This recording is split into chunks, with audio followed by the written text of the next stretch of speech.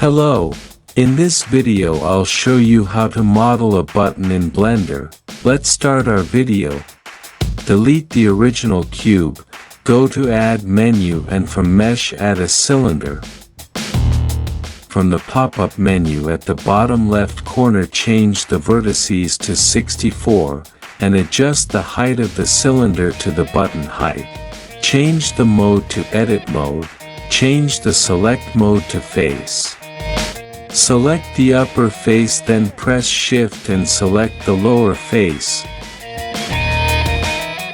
Press E then S to extrude and decrease the face area.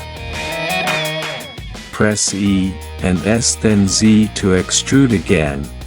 Go to Material Properties, press New to add new color, change the color as you want. Press Ctrl and I to select the remaining part of the button. Press the plus sign then press New to add new color. Change the color again. Then press Assign. Change the mode to Object mode. Press S then Z to adjust the height of the button. Right-click and select Shade Smooth. Go to Add menu and from Mesh add UV sphere.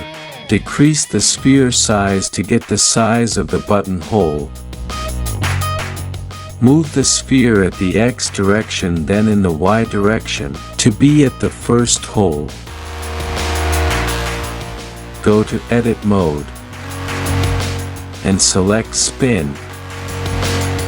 Move the plus sign and from the pop-up menu at the left bottom corner change the angle to 360 degrees and the number of steps to 4. Change the mode to Object mode. Select the button, go to Modifier Properties. And from Add Modifier add Boolean, select the sphere as Object. And apply the Boolean modifier. Select the sphere and delete it. And here it is our button.